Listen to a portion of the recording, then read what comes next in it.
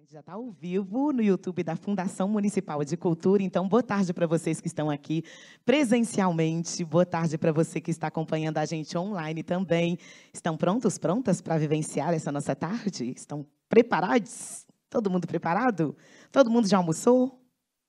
Quem foi para uma Maleta lá curtir, saborear a nossa culinária mineira? A gente levou um bonde lá para uma Maleta para o feijão.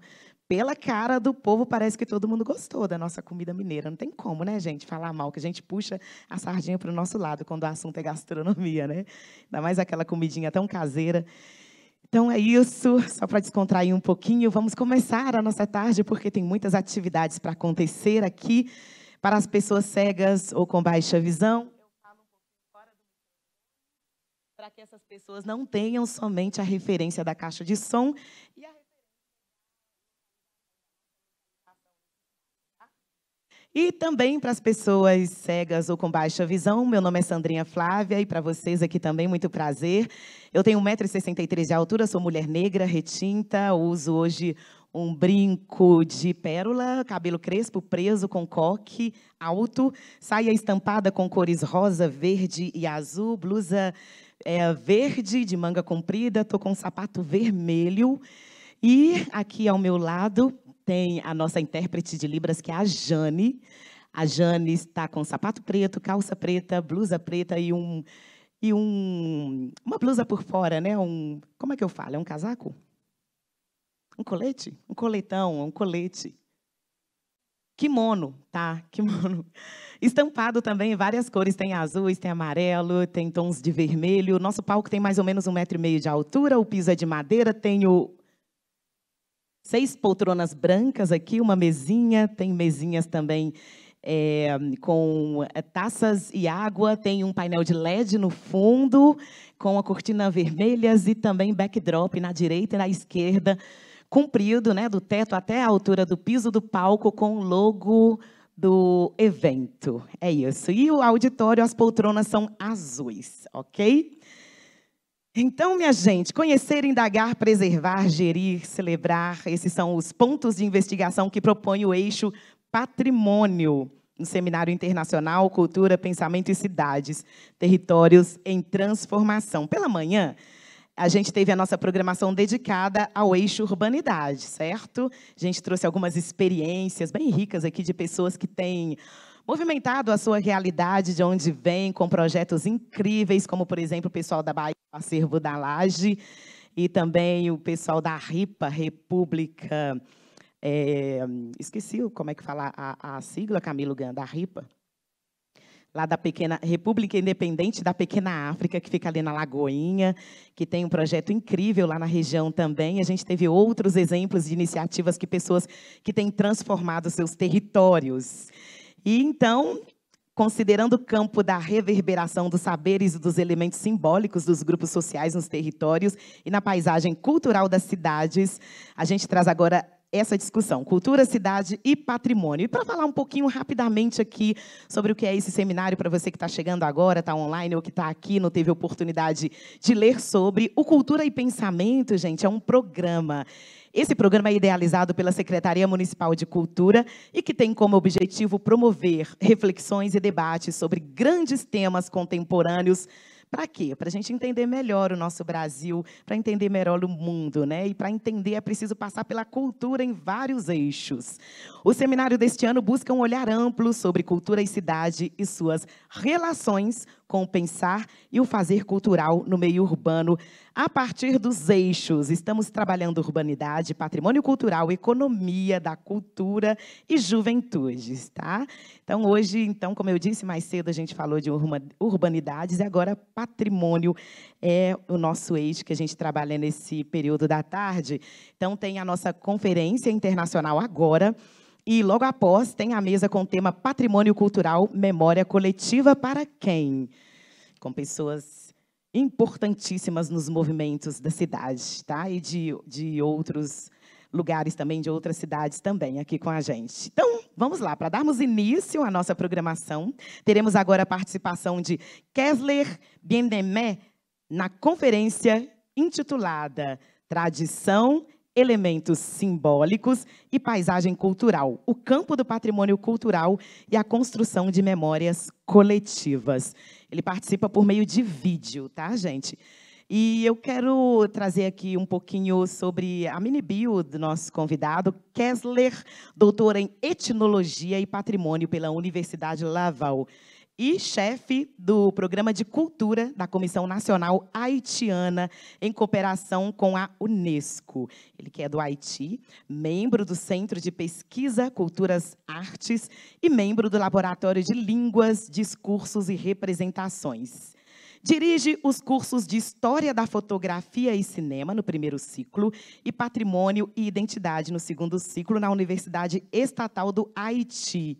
Autor das obras Debates nas Paredes, de 2008, As Peças do Imperador Jacques I, de 2010, Kei Monduklo, Fotografias e Textos de Porto Príncipe, de 2007, Jazz Image, Outra reflexão fotográfica, que é de 2020, as fotografias de Bien-Aimé são apresentadas, publicadas e estudadas no Haiti e em vários outros lugares. Gente, os seus interesses de pesquisa centram-se, respectivamente, na semiótica da imagem fotográfica e na construção da memória patrimonial em territórios pós-coloniais. Então, a gente acompanha agora a conferência. E, na sequência, eu volto com a nossa primeira mesa dessa tarde. Ok? Cette conférence est destinée au séminaire de culture et de pensée à la mairie Belo Horizonte. Elle a pour titre Culture urbaine et patrimoine urbain pour une politique du commun. Elle est structurée de la manière suivante.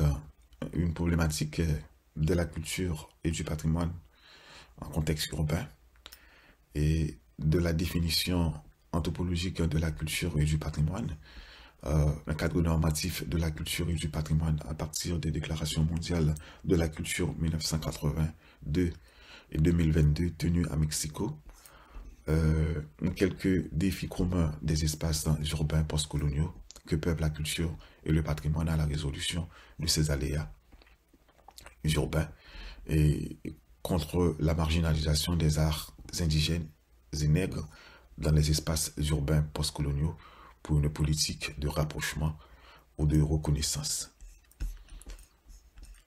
La ville, bien sûr, difficile à définir. Toutefois, Mayer nous dit que la ville est à la fois territoire et population. Cadre matériel et unité de vie collective, configuration d'objets physiques et de relations entre sujets sociaux. Et lui, Ruff la présente comme un établissement relativement important, dense et permanent d'individus.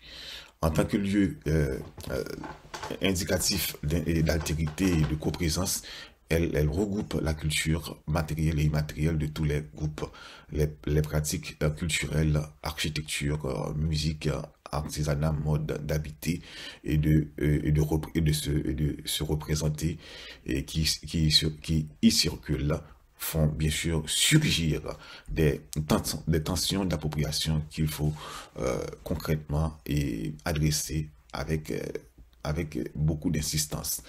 Et ceci sans distinction d'ethnie ou de classe.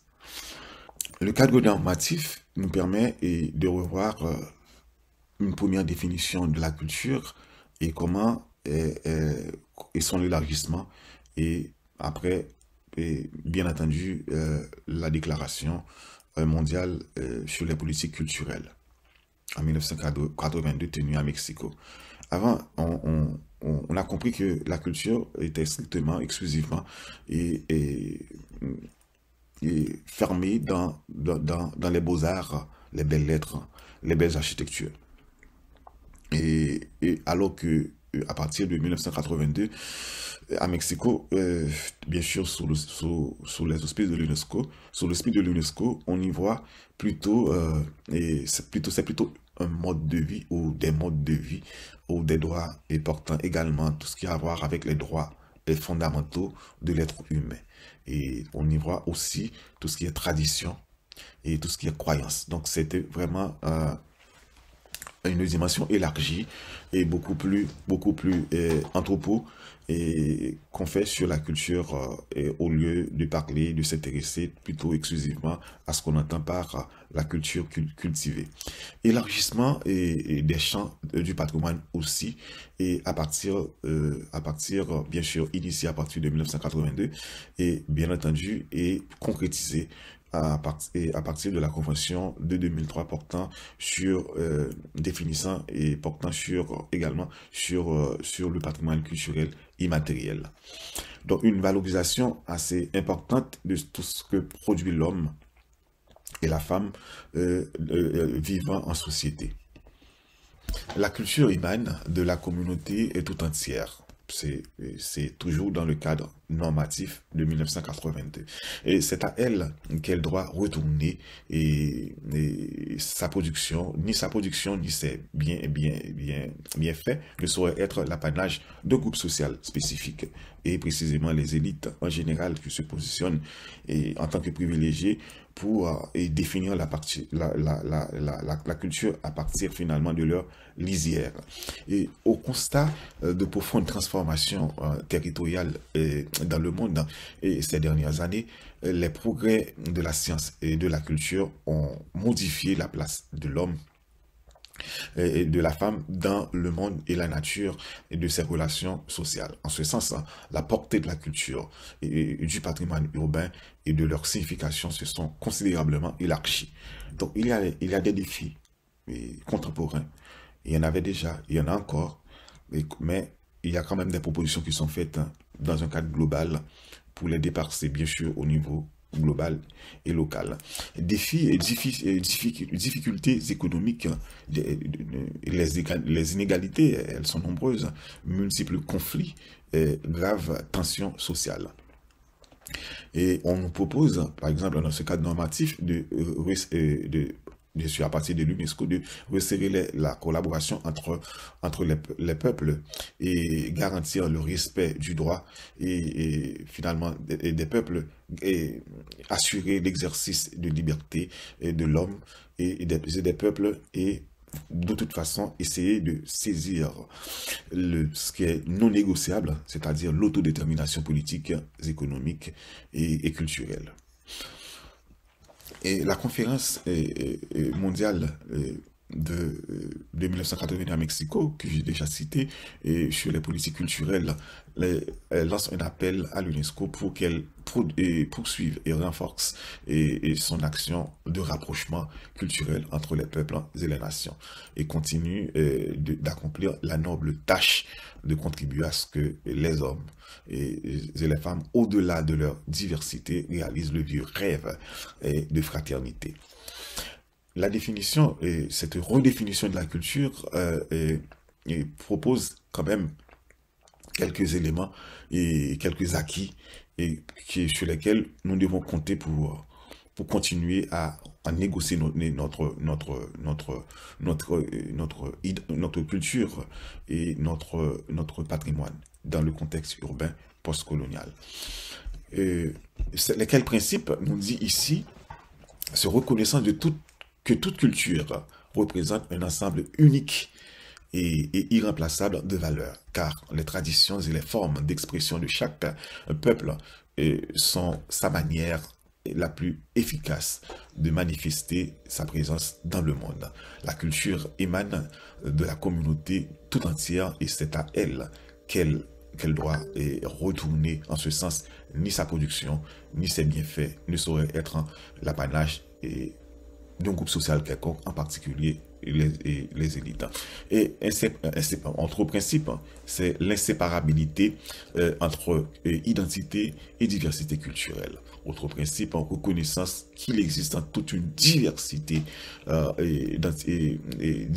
d'identité culturelle et partout où coexistent des traditions diverses constituent l'essence même du pluralisme culturel. Toujours dans ce cadre normatif, nous avons ici une forme de hiérarchisation de la culture et du patrimoine qui est absolument agréable pour notre démarche de rapprochement de politique du commun.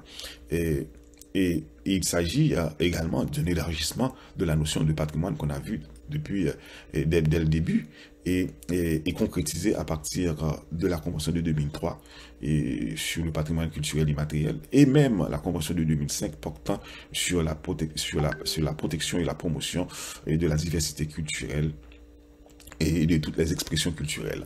Et il y a un avant et il y a un après. Les arts et les lettres, on l'a vu tout à l'heure, et cet après-là, c'est cette redéfinition de la culture. Comment opérationnaliser ces principes que je viens de lire dans les agglomérations urbaines et postcoloniales?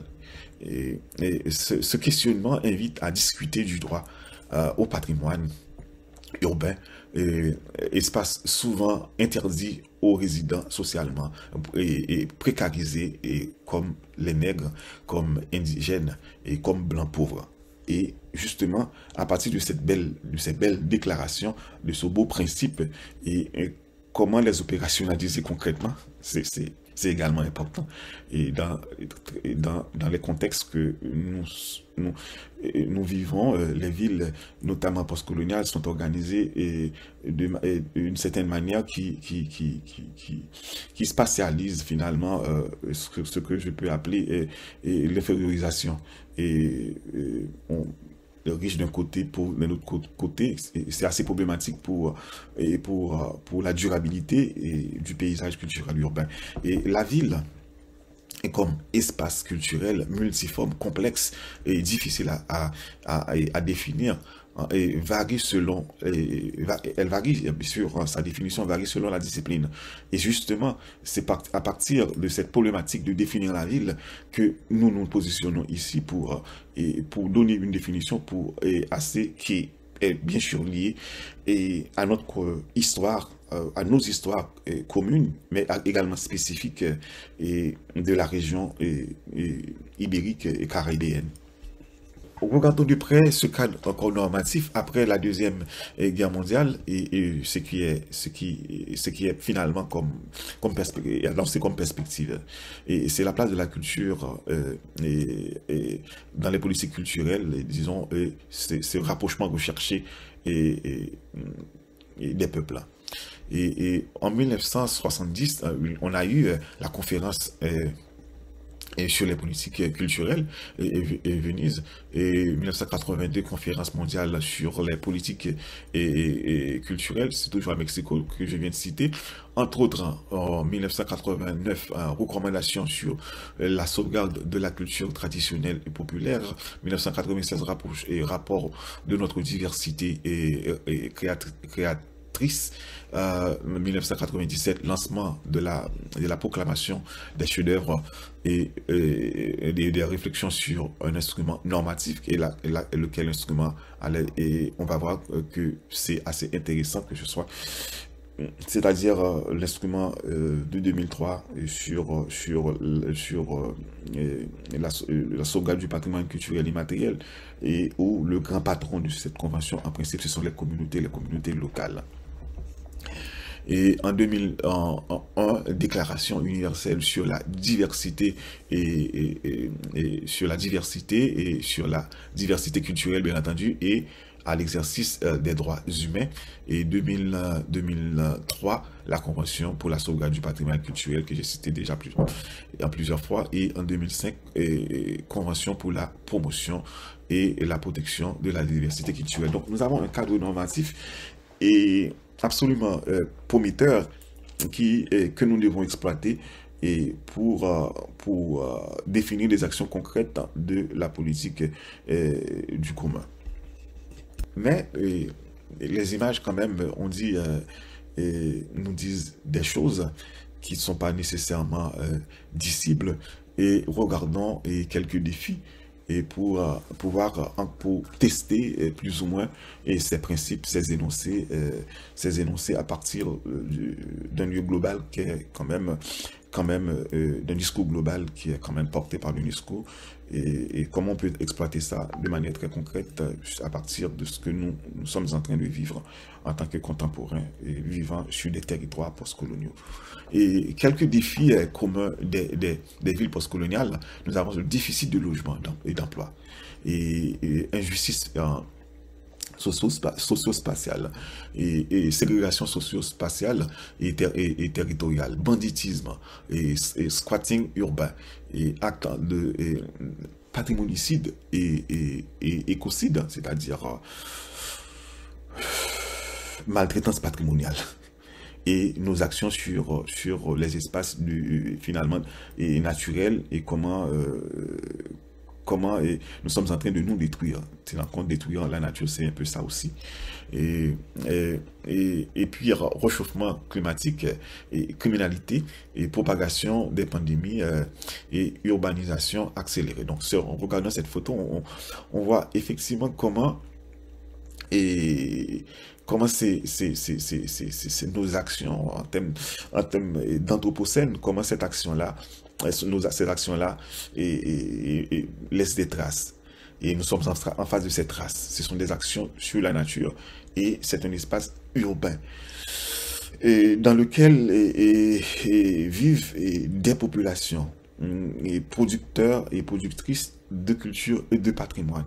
Et regardons ce qui est en rouge et dans le fond et regardons ce qui est dans le premier plan, ce que j'appelle comme ça, où c'est des maisons, bien sûr, couvertes finalement avec du plastique supporté contre le vent et tenu contre le vent par un bloc de béton, de ciment, etc. Donc, et comment ce rapport, hein, ce rapport un peu opposable entre ce qui est dans le fond et ce beau bâtiment et cette maison, cette coprésence, c'est le moment de questionner là, cette coprésence de vie et de culture dans l'espace urbain. Et on peut en parler largement, mais avançons.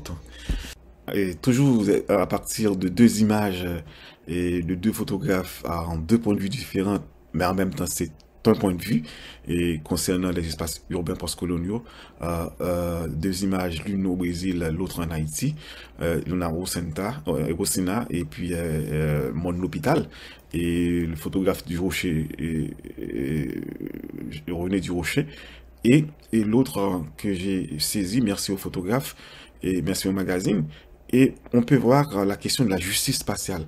Comment cette cohabitation, cette coprésence avec ces fourmillements de maisons dans un espace où, pour de bon, et la question du droit à la ville, du droit aux espaces urbains, comment quand même ça reste problématique par rapport aux réalités que nous confrontons à travers ces deux images. Et en même temps, ces deux espaces, et dans l'espace ibérique et caribéen, mais deux espaces, c'est-à-dire au sens de deux espaces postcoloniaux et connaissant une même histoire et comment ils se développent dans le temps et ça nous donne comme résultat assez problématique à voir, assez complexes et qui sont ils se ressemblent à travers malgré différents, même avec de la peinture appliquée sur les maisons et les maisonnettes. Et de l'autre côté d'Haïti, dénudé, même s'il y avait un gouvernement en Haïti qui avait tenté quand même de les peinturer, on a deux espaces qui se ressemblent d'un point de vue d'habitat, d'un point de vue de mode d'habiter. Je crois que c'est assez important à partir de ces deux images de questionner les principes dégagés à partir des deux conférences mondiales sur les politiques culturelles et comment habiter l'espace à partir du droit de la ville, mais dans quelles conditions et comment habiter l'espace urbain. Et bien entendu, à partir selon quelles conditions, dans quelles conditions de vie et de justice. Je crois que c'est assez important, tenant compte qu'il s'agit aussi de nous-mêmes et de nos vies, du paysage culturel que nous habitons. Oui, ensuite, et que ici, toujours est-il Et on peut regarder ici que on peut toujours se demander que peuvent la culture et le patrimoine à la résolution des aléas urbains et en contexte postcolonial, parce que quand même dans ces deux premières images il y a quand même les défis que j'avais énoncés tout à l'heure, et ces défis-là sur nous-mêmes, sur la nature, et que peuvent la culture et le patrimoine. Euh, et avec des gens qui sont bien sûr producteurs de patrimoine et de culture, mais qui sont affamés, qui vivent mal, mal logés. Et que peuvent la culture? Et c'est une question qui est adressée à nous, à moi bien sûr d'abord, mais à vous aussi. Et à vous aussi parce que nous sommes tous concernés par cette problématique de quand même de vivre ensemble, mais qu'est-ce qui empêche d'arriver, de parvenir à cette étape-là, à ce lieu-là, à cette utopie de vivre ensemble, dans un contexte de promiscuité aussi complexe et dans un contexte où l'injustice spatiale et socio-spatiale est de mise. Et finalement, c'est ce qui est censé appliquer dans nos territoires postcoloniaux.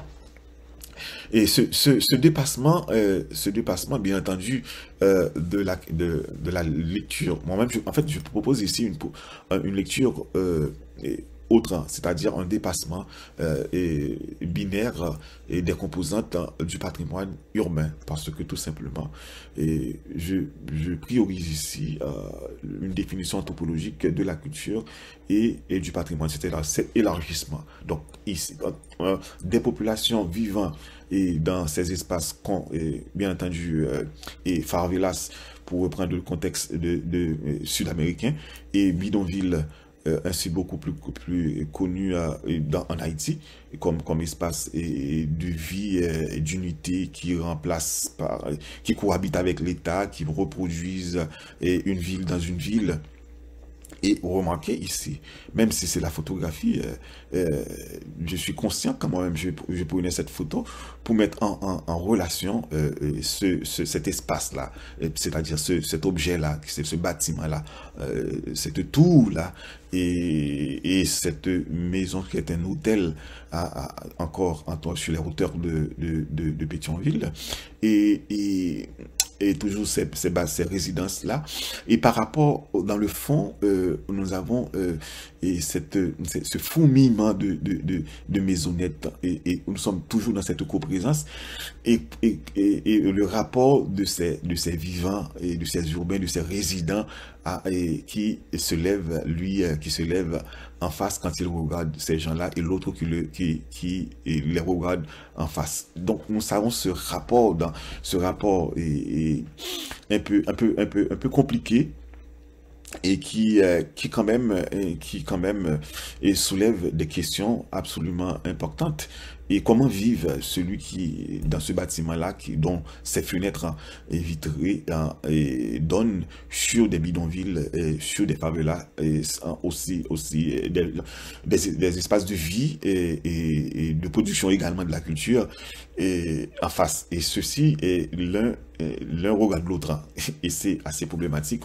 On pourrait bien sûr en discuter assez largement. Et ma lecture non binaire de ça, c'est de reconnaître également dans le fond, c'est-à-dire au dernier plan, dans ce fourmillement de maisonnettes, et dans ce bidonville-là, et ces vies-là, produisent également de la culture. Ce sont des producteurs de culture également et de patrimoine.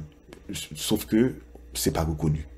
Et leur artisanat sont ici, si vous voulez, ils décorent leur artisanat, leur savoir-faire artisanaux, décorent ces hôtels. Si vous y pénétrez, vous allez voir leur présence, alors qu'ils ne sont pas nécessairement cette reconnaissance de la production culturelle et patrimoniale des populations vivant dans les milieux défavorisés, milieux racisés, milieux infériorisés. Et cette reconnaissance n'est pas encore dans cette politique culturelle, et c'est nécessaire d'en parler plus, et pour parvenir à ce rêve de rapprochement, à cette utopie de rapprochement. Et tenant compte de la coprésence des groupes qui cohabitent l'espace, la culture, etc., avec leurs moyens, bien entendu, ce sont des gens qui chacun vit bien sûr cette coprésence qui est de fait et selon son moyen. En ce sens, je propose je propose à ce que finalement de ne pas regarder cette production en termes de noir ou blanc, mais plutôt de regarder ça en termes en termes complexes, éléments complexes, et qu'il faut voir dans les maisons, dans les grandes maisons, dans les rues, dans le paysage culturel urbain.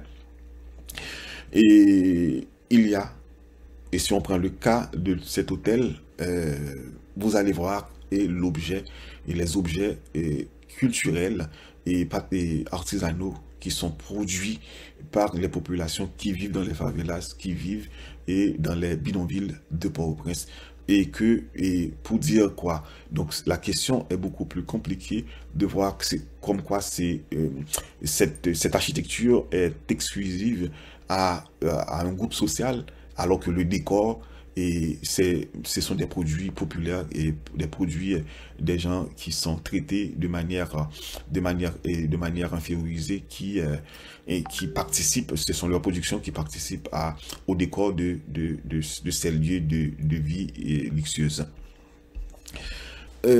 En tant qu'idéal, et d'une politique urbaine, la notion de droit au territoire urbain fait référence ici au concept de droit à la ville défini dans l'ouvrage Henri Lefebvre en 1968 au nouvel agenda urbain issu des discussions Habitat et de la charte mondiale du droit à la ville. Permettez-moi que je dise ici et que j'insiste plutôt sur le droit en même temps, pour sortir de toute pensée malthusienne. Il faut croire que ces gens ont également droit de vivre dans l'espace urbain, et tenant compte que l'espace urbain est un espace quand même qui invite à la coprésence. Donc ils ont le droit, et Henri Lefebvre nous permet de voir comment c'est important de reconnaître leur présence. Mais est-ce que c'est nécessaire?